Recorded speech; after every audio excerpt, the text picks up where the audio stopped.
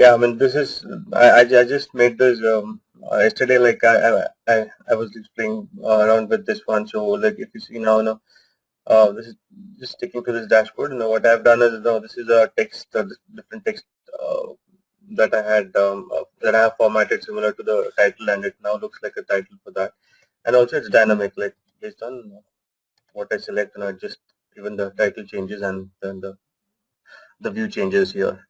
So that's what we yesterday went through this dashboarding, and then the connect how to navigate from one dashboard to another, build these sheets to do navigation. So that's another thing, and if you want to build really this kind of navigation, then you'll have to create different sheets and then use them as links. And I just formatted this cross tab with some borders and that's so that's about this dashboards actually. And I'll just probably go through the files that you had sent, Ravi. So what I did here was, so this is these are the files that you had sent. So there are two ways you can connect to this. One is depending upon how it's set up. So if it's something like if these are in different databases, then what you could do is bring in each of that as a separate data source into your um, into your workbook basically, and then use the feature which is called data blending in Tableau to get your information from different these tables basically. So what I've done, I've just not gone into creating large data like the dashboards, but then just gone through this, wherein you can actually look at this. So you have this. So this being the one over here with the blue tick tells me that this is my primary data source, and then I can actually go ahead and create these, add these secondary data sources into my view, into my sheet. So something like this. So how do Yeah, you indicate what is primary, what is yeah, secondary? yeah, right. So what I'm doing now is this is an empty sheet. This is a new sheet that I'm trying to build. So what I would do is, Okay. so this would define which one is my primary and secondary. So in this case, I'm going to use order details as my primary because I'm going to join Sure. orders and product ID, and I've got both the IDs in this order details. So I can make this my Mm-hmm. primary, and then I'm going to drag this here, and then the moment I go into this data source, if I go into this orange line over here tells me that this is my secondary data source. Okay, and then you see there's no difference otherwise, except for this line over here. But if I go to orders, you would see that of course order also has this orange line over here, but then it has got this a link. Like, Yeah. So mhm. this what Tableau does is it automatically identifies that okay, there's a linking field, using which you can connect to this the order details table basically. So this And would that's by the field name actually. yes, absolutely. So if I think this order ID was not named order ID, I had to rename it or something like that. So it was like this. So if you see here, so it would not identify that as a linking field. So you have to just make sure that it's the same as the naming is same as in the other database that you have, the table that you have. So it actually identifies that as a linking field. So now I can use this to get my like the customer ID or something. So I can get the customer ID over to here. Okay, and then when I go to the if you go to the products, so here you can see the link is it's just suggesting this you can use this as a linking field. So you can just go and click on this link, and then automatically that turns orange, and then you can see now it allows me to go ahead and use data from this table as well in the view. So then I can go and use the product names, and then I have the in the orders. I have the number like or probably yeah, when I have stock units on order, units in stock, and or any of the measures that I want, probably the discount or unit price, or if I had sales in this, I can just then go and use that in my visualization. So this is how we would actually go ahead and do this. So this would be the ideal way to go about when you actually have these databases, these tables in different databases. You know, it could be like you have an Excel or for just your customers or information, or it's in SQL Server, and then you have the sales in the EDW, like with probably Teradata or something like that. So if you want to get data from these different databases and into your workspace here, and then you would do it this way, import them or create separate data sources inside the workbook, and then link them together using the data blending. So data blending, again, it's not exactly same as data as joins. No, it's not exactly joins. So what happens here is you have the primary data source, and the data that's coming from the secondary is always is the aggregated data. So what Tableau does is, it does a join. I mean, it gives you the data. It does a it queries. It runs the query for the primary, then it runs the query for the secondary, and then it does something like a left out kind of a thing, and then just gets aggregates from the secondary. So it wouldn't be like a row level join or something like that. So this gives you when you're looking for like an aggregated data from the secondary, we could that's blending is the one that you could actually go for.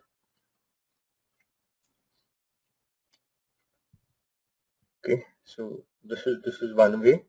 Okay, and what I also did here, if you notice that I have instead created a Northwind database here. What I did, I just pulled all the sheets into a single sheet. Okay. Mm-hmm. So if I do that, what I'm trying to imply here is that, I mean, it is in a single database. It could be all in full server Okay. or my Teradata. So in such of this thing, you can actually go and create joins. So you might have noticed that when you're connecting to a database, what it does is that it allows you to either join on single table or multiple tables, right? So Mm-hmm. you can create All your those join, tables on it. right? So you can create your joins here, or you can actually write a custom SQL if you want, so, or else you can actually define your joins over here. So custom SQL is something that you can do on your own. I mean, write all these queries, um, write all the queries that you have, or all the joining conditions that you have, and then put it into a custom SQL, and then use that SQL. Or So else, that could be multiple select statements, right? well, no, not really. I mean, it's a single kind of a select wherein you are Because if you have done. Mhm. multiple tables here, Yeah, you would actually go ahead and join those in a single select, right? I mean, you can. oh wow, Yeah, okay. so you can do that. So, and also if you have like you can, if you want to do unions and all, you can do that as well. If you have like two separate things which you want to two separate tables where you have data, you can actually write those SQLs, and then you can do your union also in this custom SQL. Not sure. But if you have a Yes. lot of data, then it's going to kill the server, isn't it? Yeah. See. Now, if I just click on the custom SQL here, so I was on the multiple table. I just clicked on Right. custom SQL. So what it does is, it gives me the SQL that it's written to get the data. Sure. Okay, so we can actually go ahead and write something this of this of our own, and then put this here, and then Sure. run that. Or else you could use the Tableau's functionality, which allows you to create the joins. Sure. So here, even here in the same way, like what I did, just had this orders, and then I went on adding the tables. So you can actually go and add a table here. So which one do you want to join? And then the moment you select a table, it will automatically try to find out what is the again linking field, that joining condition. So if here you don't find any, that means it is not able to identify the joining condition. So if it is there, so for example, now I'm on orders. So if I go to product, I think it automatically finds out. This is a suggestion that it gives. I can join it on these things.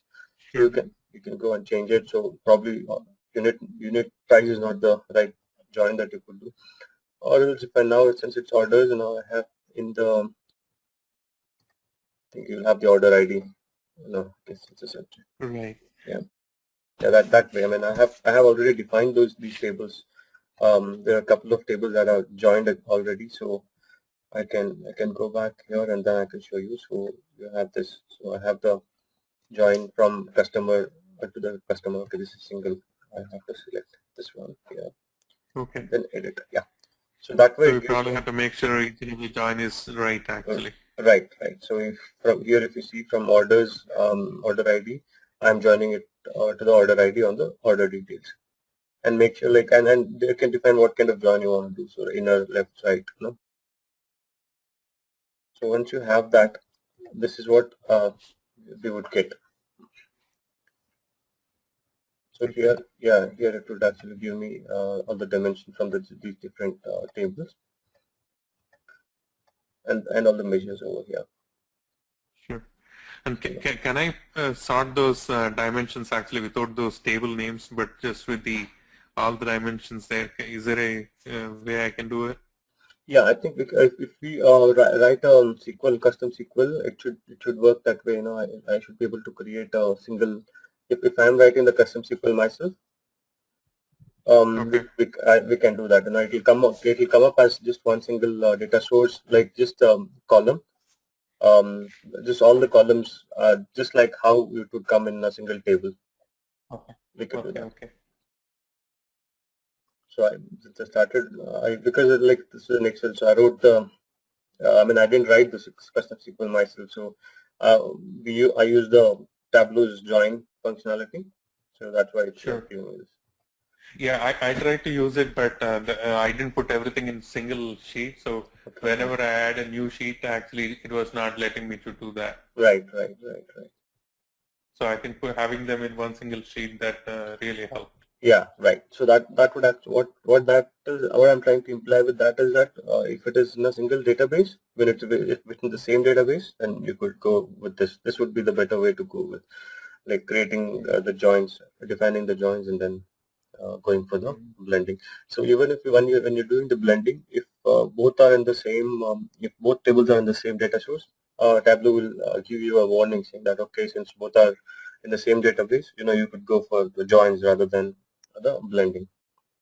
Okay. Okay. So this is a nice way. So this is basically the two different things that we can do with here. So this is probably like something that I missed out. So it's good that you said this. I could include this thing, this data blending. So data blending is what you do, and so here it just gives us, like, it does not create row level join, and it does not add new dimensions to or rows to our data. So it's more like when you have aggregates, from the secondary table, you can do that. And then like this joins. So basically, joins are like the real joins that you could do using SQL. So yeah, I mean that is how we can go about playing with all these different tables. And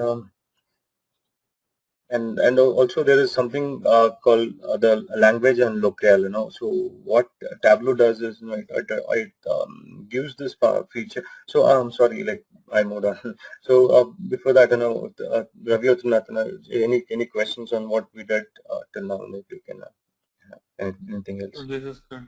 Yeah, cool. Okay. Yeah, so as you said, Ravi, I mean, when the data size, it goes up, it's really going to, sometimes Tableau does become very slow, when, if that, depending upon what kind of report you're building. So as I said, initially when we started, our business analyst would want like the grid reports, those to be the first reports. So like it would take forever to load, because it would have like 10 million rows showing up on the first dashboard itself, and all in the grid with all the formatting going in, and then generally we would have some kind of calculations that is done at the Tableau level, some small calculated fields that we would put and then do the coloring, color coding, and all those things based on those conditions. So it has to apply this color coding and conditions to all the rows basically. So it would take forever. So that is one thing, So we should make sure that we don't start off with a grade level report. No, just go with the small aggregate summary level, and then get into then make them navigate to the detailed report using some filters and all those things, drilling down into that. Okay. Yeah. So I mean, there are two ways how you could do it. What we would do then is like if we have like privileges to create views in the database itself, then we would generally suggest like to move all the calculations and or something that we would want to do. I mean, whatever could be done at the database, create it in the database and have it as a column, and then use that in the Tableau so that it doesn't have too much of calculations going within Tableau. So that is one thing we would do. Okay. And moving on to this language and locale. So this one actually Tableau, whenever we run this when we use this desktop and create these dashboards, and then publish it onto the servers. There's a way how Tableau works. It is actually cascades through these things. So I can set a workbook locale. So in the workbook, I can actually go and say, okay, I work for Europe, and whatever my locale is, so whatever I'm doing in my workbook, be it the number formatting and all those things, number formatting needs to be as per the Europe format. So then I can set it as workbook as which locale it belongs to, and then what happens is whoever uses it, whoever accesses it, would always see it in that format. But if you have users who are logging in from different geographies, and you want the dashboard when they are when they are accessing the dashboard, you want that to be dynamic. So if somebody is accessing it from the US, you would want them to see the number formatting as per the US, the date formatting as per the US, and the same dashboard when somebody is accessing from the Europe, you want the things to change. So that's when you have to set it as automatic. So if you set it as automatic, then it goes and it sees where it's being accessed from, and then based on that, it will actually set these formats and language. So that's something that Tableau provides, and you can. So this just tells you that what is how does the settings like cascade through. So firstly it looks at the workbook locale, and if it's not in the Windows locale, now basically from where it's being accessed, and then otherwise if it is not set, then it looks at the workbook language. You can set the language also in workbook, and if there is no language set, then it will just pick up English, and then it will show the dashboards. This is when we are actually publishing it onto localize these things in desktop and then publish it over to the server.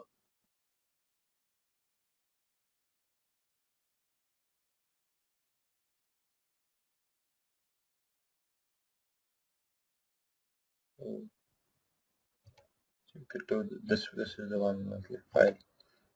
You have this workbook locale, so you can go and say whether it's automatic or English. So now, since I have it in automatic, it is something like whenever somebody opens, if I consider me publishing this onto the server and then somebody opening it in the US or in the Europe, depending upon where they're like opening it from, the formats would change. So that's one thing about this.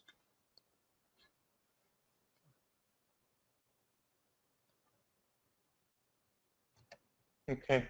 Yeah. Again, and this regarding these maps that we have, this is something like Tableau has its own mapping.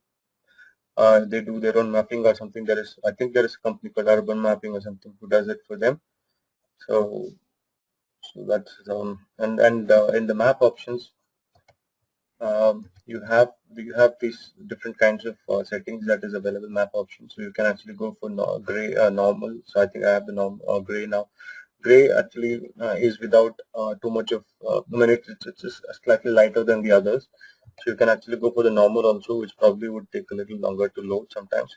If, so here and a small difference in the way it looks. And then at certain levels of, so what I've done here is I've given filters,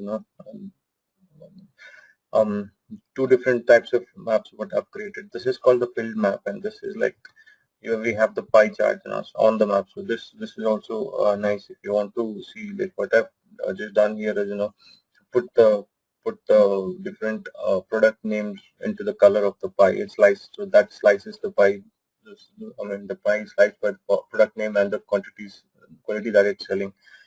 And so I can actually have a filter wherein you just select a couple of, or you can just do a one select a couple of countries here, and then we could see the pie of what's the spread of each with the product name and how it's selling, that kind of a thing. Or you can actually go for like a filled map, wherein it you fill each of this area with your whatever color that you want to based on either the sales or some or profit or something like that. And if you actually go into a particular area, uh, or or um, or or at some level of zoom, so if you see here, and I've selected all countries, this section over here is grayed out, because it doesn't allow these things. So if I just go to Austria here, so what you can see that the streets and highways are also highlighted. So I can actually go and click on that so that it gives me the streets and highways. So it shows me the streets and highways over here. Also, since now I have this color, which is like pretty dark, it won't show. So I can just create this little, make it a little, I mean, dull it, make it a little dull, or make it more transparent kind of a thing, so that you can see the underlying um, lines. So also, I mean, it gives you some data layers, So if you want to see something, it's more of US. It's mostly for US. So I can just go to the US and then to show you. You can have a data layer, but now since we are doing a filled map, the data layers wouldn't really fit so well, basically. But basically, what it does is, it will give us the population, if you want to, the occupation and or the household, how this you can have this as your data layer underneath, and then you can plot your pie and things like that. So that's something Tableau provides, some. So now, if we are going for a fill map, you would not see it correctly, because underlying data also would be in a different color. So we can probably do it for this one. And then, um,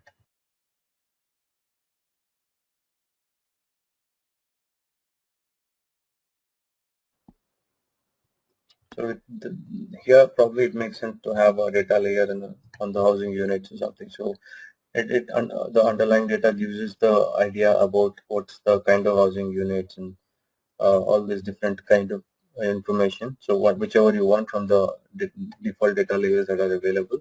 So based on that, you would know now that okay, in these areas it's like this, and then if we had for each of this, if we can plot this pies for each of these states, and then you can then make out okay, this state is having whatever data layer that you have, underlying data layer.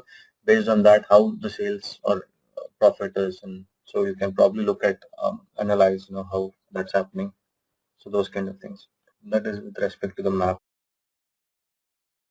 And how is security handled? Like, who can see what kind of data, and filtering, based on the Right. security roles and. Right.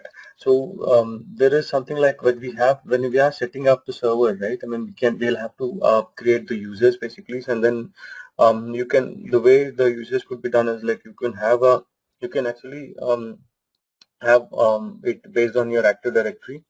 So generally, you could have it on your Active Directory, or you could create the users in Tableau, and then you can map them to Active Directory is one thing. Or second thing is, I mean, you can create separate users, and then you could have those username passwords given to the end users, the business users, so they could access, and then you can define the security at the workbook level use on the server. So you can say, okay, no, if this is if this person for this user, I would not give access to this dashboard, and then only to a certain dashboard. That is one level of security. And one also, if you see here, I'll just create this calculator, and then you can see a function, a type of functions, which is like the user function. So here, what I can do is also I can put some security over here. So I would know that who's logging in, or based on who's logging in, what I should show.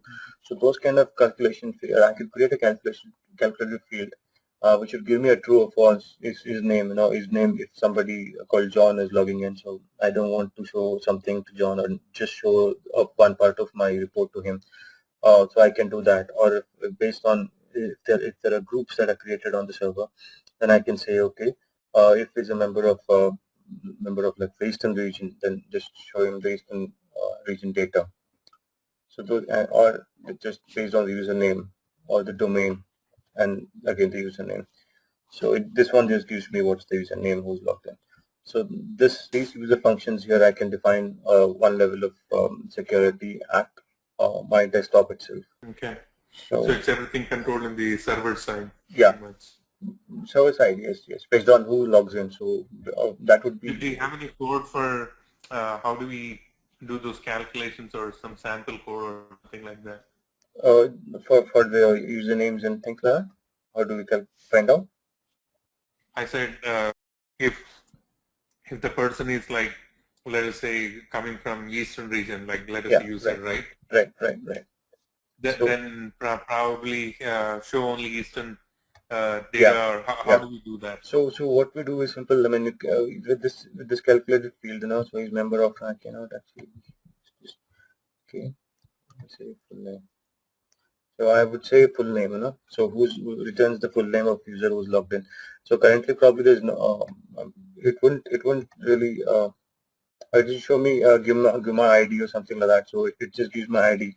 So based on this, so who's logged in, I can actually go and, I can actually go and then put that into the filter. I can put this into the filter column and then create this. So that way I can go ahead and create this filter. So and in that filter I could on this sheet I could say, okay, wherever this user logs in, don't show this sheet or something like that, or these records, something like that.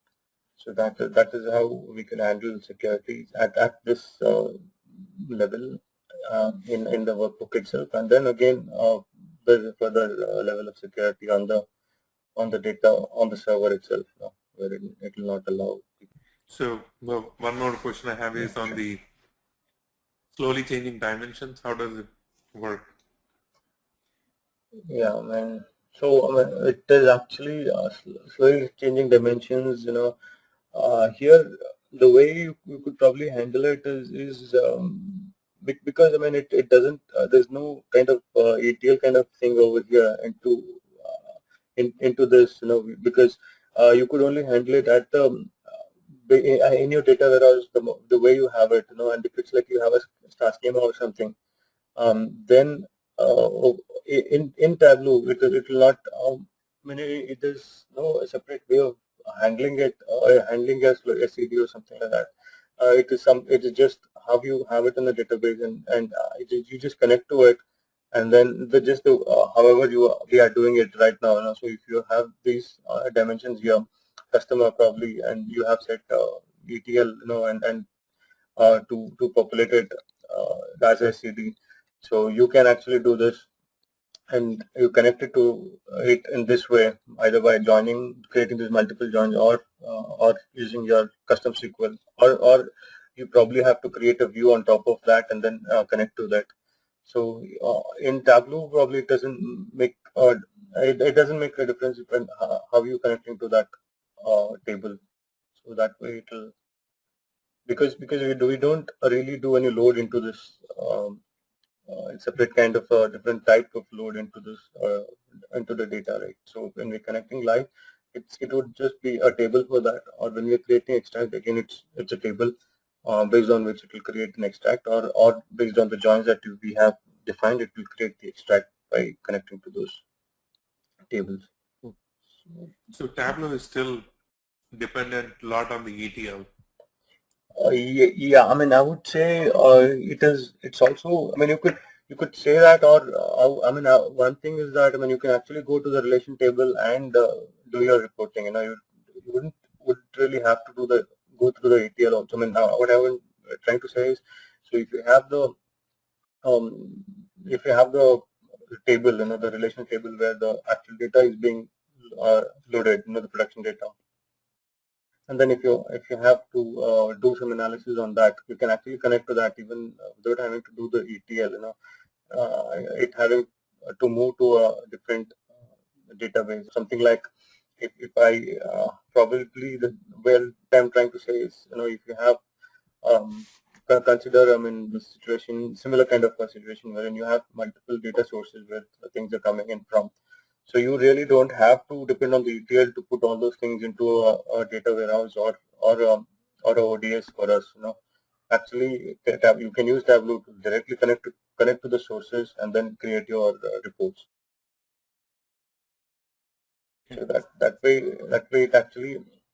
So if it is, you wouldn't really have to do the ETL also. So I mean, of course, it's not a replacement or something, but that's the that's the ideal way to go about now. Have that ETL done, as you said, and then connect to it. But then there are like scenarios where you can directly connect to the database and then on the data sources and then get that Okay. into it. And you can't actually, so there is no transformations or anything you can technically do. It's actually a Connect. plain Yeah, reporting. you're Because right. even in Spotfire, you can do some transformations.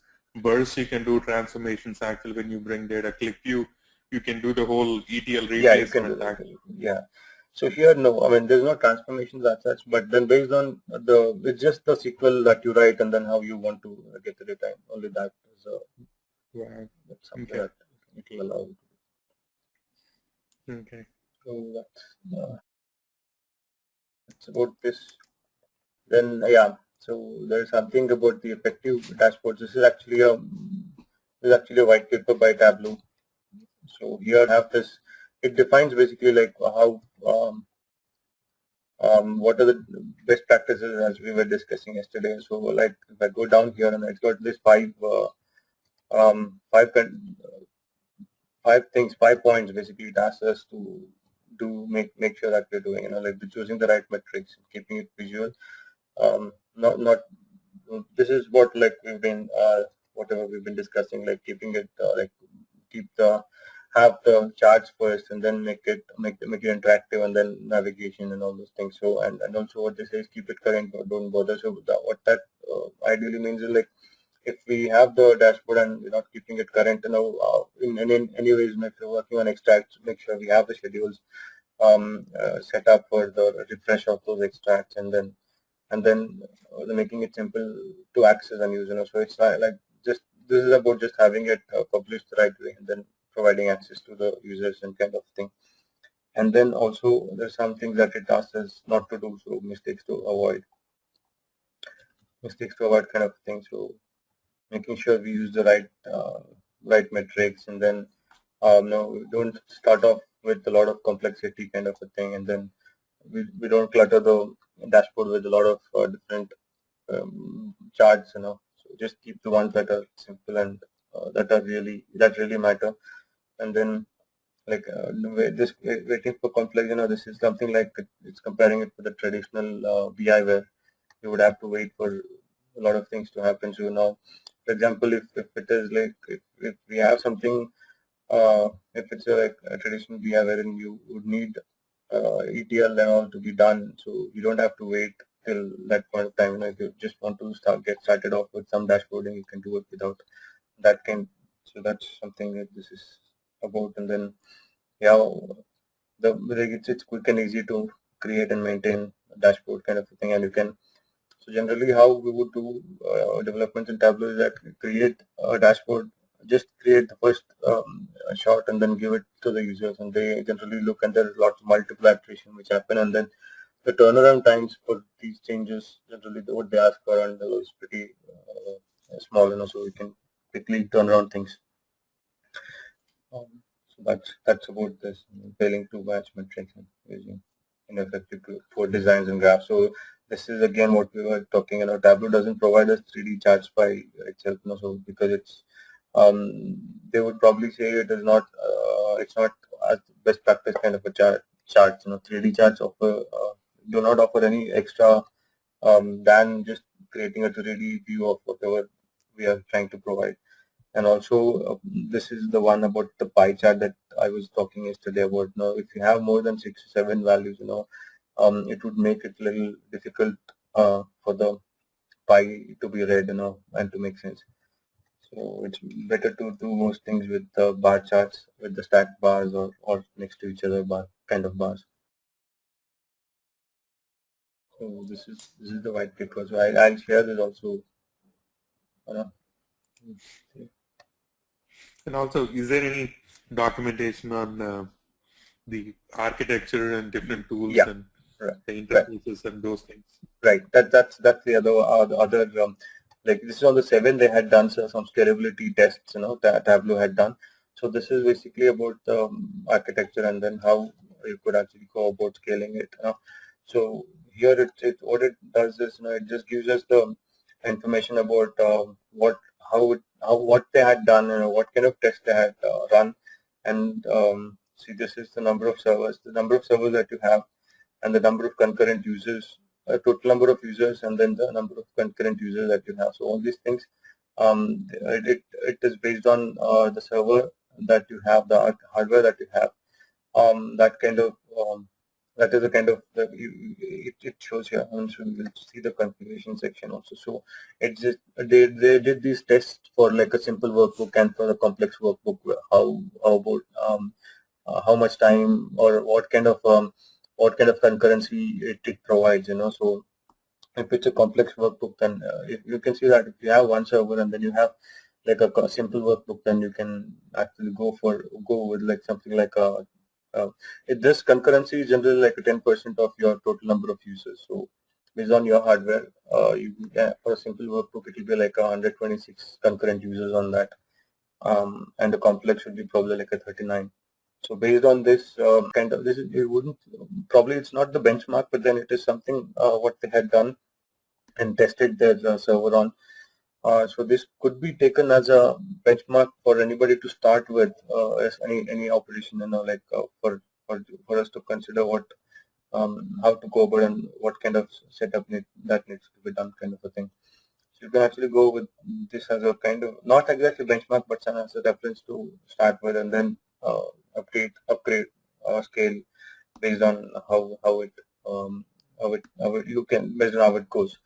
So basically here it will give us scalability. Here now we tested. Okay, this is the thing. So they have this server configuration. So this is a three server architecture, wherein you have the primary server and then you have the worker nodes, two worker nodes with each of it having like just the you have the SQL and the web app server. So you have the SQL and the app server on this, and you have the main in the primary server having the scheduler and then the load balancer and user management and all those things in that. So the scheduler is for running, refreshing the data? Right. So the scheduler and the backgrounder, so it's called. So that is used in creating those the schedules and then making sure that all those things run properly, and that kind of a thing. So here it is again giving they have just a dashboard as to how a simple report is being like what test they did, and then And also, I guess for the users, they will have some kind of login to kind of see it on the web. right. I mean, you can have Almost always.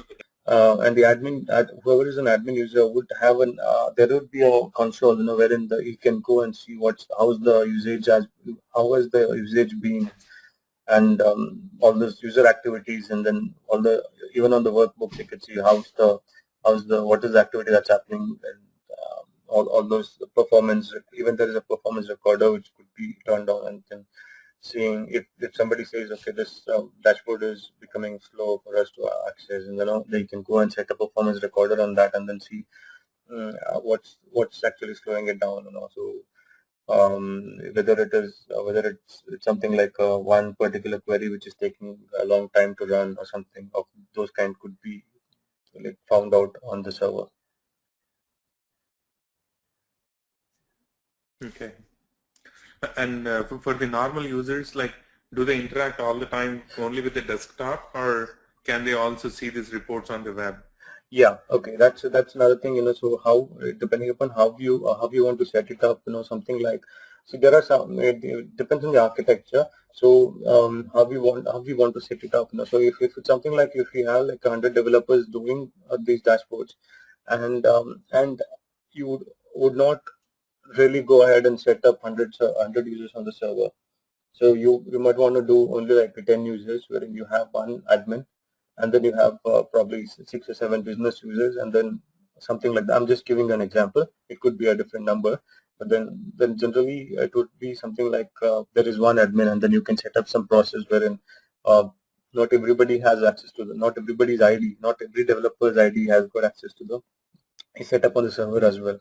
So what they would then do is, just send it across to the admin, or the admin group, which has got this privilege of privilege on the server to go ahead and publish the reports, and then send it across to the business users with their IDs set up on the server and to the dashboard.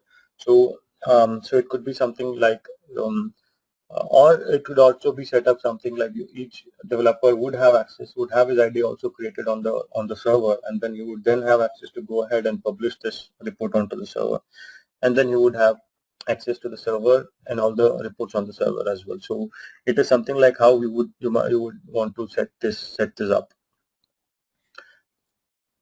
So did I answer your question? Is it? How is the mobile and that kind of support? Right, right. So mobile, again, as I said, there's no extra kind of anything that we would have to do in terms of development itself. So it is mostly just setting up the right kind of dashboard layout. Just about this. So if you go here, you can actually set up like what is you trying like what are we trying to build? Is it like an iPad kind of layout, or any of these? Or then you can, if not, then you can actually go ahead and set up exact exact size for that, based on whatever the handheld device that would be probably used to view this dashboard. So that's the only thing that you might have to do separately. I mean, something special for the mobile thing. Otherwise, from the development standpoint and the deployment standpoint and the accessing standpoint, it all remains the same. So I think the Tableau also has the like a native uh, app for I think Windows as well as Android. Um, so, but then you can also you don't really need to have that also. I mean, you can just go ahead and access it over the web using your browser, so it will work just fine. And it will have all the touch features that is there over here that we have. So what I can do is, like I can also share these dashboards that I had created. Just if you want to just take a look Yeah, that into will this. help us actually. I mean, that way I can, play with it. I think I still have probably 4 or 5 more days on one of my laptop Okay, with cool. the evaluation license. Right, right. Sure. So then during this time I can play with it. Right. And we are, as I said, right now thinking whether, if it really makes sense for us to take the partnership of this one or not actually. So, Okay. what do you think is the market? I mean, how do you feel about this? Yeah, I mean, I have a good feeling. I mean, about if it's something like a pure visualization perspective. If you ask me, I think this would be a good tool in terms of like just the ease of development and the kind of turnaround times that we would need on this. Okay. So and the different, probably I would not have done a great job in designing a nice dashboard here, but then there's a really good dashboard designs that could be done on this the Tableau, and then it's not very tough, and doesn't take too much time also. So there's something like that as one plus point. So there are people actually who are looking just at the visualization thing. would be actually looking at Tableau, I would say. So, but there are other things, like if you are looking at doing the modeling, data modeling, and then having going through those like the ETL process and all those things, then of course there are probably other tools, which could be better than this. But then this would be purely from a visualization perspective. If you ask me, this is a pretty good tool, and then I think there is a lot of demand that is currently existing for Tableau. Okay. Two small questions. Sure. Here, I have these regions, right? Like let us say east, west, and Yeah. north, south. Right. Okay, can I make it them drill down in the sense like if I click on central, can I get actually let us say if I have some other cities actually within that, can I Right. get those details? Yes, we can actually. So now what I've simply done is, just click on central here, and then I'm just filtering all these dashboards, all the reports on this one. Actually, this part of the report is being filtered on the central. So instead of this, we could have something like just split it based on the country that is there in the eastern, the states in the eastern region, and then show those information over there. So that Okay. could be easily done. Okay. And also like for mapping, as I was showing, the Tableau provides a lot of support in terms of creating these maps, and you can go like for most countries it would give maps like this. You can create these filled maps.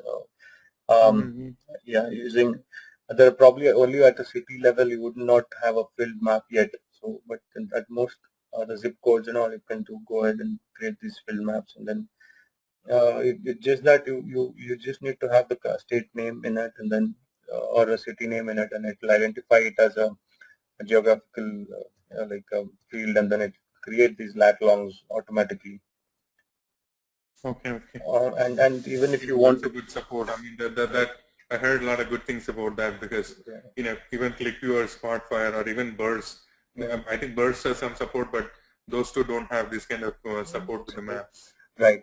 And the good thing over here is, you can actually create your custom lat longs as well, so something like if there is if you could find out something that is not being identified, or if you want to create lat longs for your customer's address, like probably just not, you would not have the full address, you would just have some code to that, and then you can assign a lat long to that and include that as a like a custom geocoding, so you can say you can have a spreadsheet, which says something like A, and A would have a lat long of something, and then B would have a lat long. So I can just import that and then use that as a geographic field, convert that into a geographic field, and then use that on the map as well. So that it gives us that option as well, creating the custom maps. Custom maps, okay. Yeah, okay. So that's interesting. So, I mean, do you find any challenges or in terms of working with this one, or is it pretty easy to kind of do anything? Yeah, I would say it's pretty easy to do something, but then see now what we saw, like when we were creating these simple dashboards, it is pretty easy to create these things, but then there are some things that could probably need some kind of workarounds, and looking and finding out different ways of doing a certain thing, so it's sometimes you would probably have need some help, and then we can just, I mean, if we have see there the support is good. I would say the support is good, and if we have that even from the Tableau engine, so there is anything that you would need, we can actually get into the community, or actually just mail to those Tableau support, and then those requests IDs, the tickets that are created are pretty well handled by those guys, and then they come back together, and then okay, just one more thing before which the way how we can save a workbook, so you can actually save it as, okay, you can save it as a packaged workbook, so if you see here, there's something called just the TWB. So a TWB would actually mean that it's just a workbook, and you would have to have the data sources lying somewhere on your desktop or on a server, to which it would have to then go and connect to. but there is a way you can just make it a TWBX, Okay, that's this, packaged, yeah, this is including the the data. package, right? This is the packaged workbook wherein, and it will be a snapshot of that point of time data kind of a thing. Sure. So Okay. it will just go ahead and create this package workbook, and then it will automatically create an extract for it for the data that we have, and then use that extract to package the workbook along with the data and any of the. So generally, when you have some logos going on, so if I create a dashboard here and then I put the logo somewhere here, that's by using this, right? I mean, I can use this image thing, and then it'll ask me where to what I have to do. So these kind of things that we can do, and then those things would be packaged along with the workbook, and I can ship. So, and one more good thing about Tableau, I would like to say, is the reader. There's something called a Tableau reader, which is a free downloadable, which Tableau provides. So where I'm coming from is like if I'm buying the license for developer, okay, and I'm probably a smaller size company where I don't want to really invest on the server. So I can actually, what I can do is I can buy just the license for the developer. Okay, that's the desktop. So I can develop my dashboards on this, and then I can just package the workbook as I showed just now. I can go ahead, save it as a package workbook, and then I can send this across to my business users, and then they don't have to have the developer licenses to open the dashboard. They can just open it in the reader. Yeah. So reader is similar to this, with the just exception that it will not allow you to do any editing.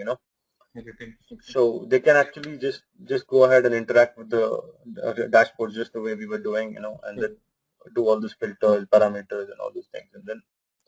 Sure. So how is the integration with to other things like if I want to integrate this with a SharePoint, or if I Yeah, want to that's all. integrate in another iframe or something, how do I do it? Yeah, that's pretty simple. So once we have it on the server, so for that, okay. So if you want to go ahead with the integration into SharePoint route, then you'll have to actually have it published onto the server. So Server, okay. so once you have it published onto the server, you would have the link. So there are different ways of sharing it. So the moment we have it on the server, you would have something like a share button. So if I click on the share button, it's gonna give me different ways of sharing it, either by email, or you want to embed your Viz into any data. I'm sorry, any website, or you can actually have this share.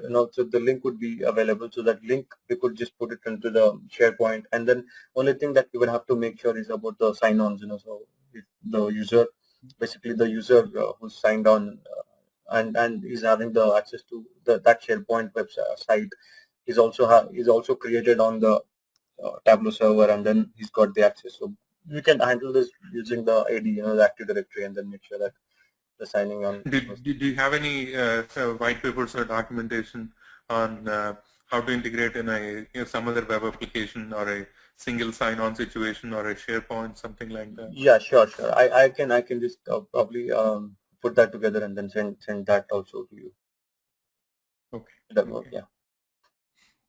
Yeah, any of those high-level Type of, stuff, whatever you have, that'll be good. yeah, sure. Yeah, that'll help me. Okay.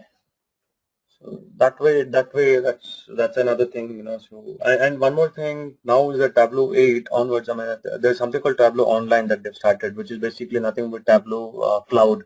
So server, you would not really have to go for a server right now. So even if you can just go with the Tableau Cloud server that they provide, and then go ahead and create the dashboard. Just like probably it's something like the Burst, which is you have the Burst Cloud, wherein so most things would happen on the cloud itself. So here, your development would happen on your desktop, but then you can publish it onto the Tableau cloud that they have server.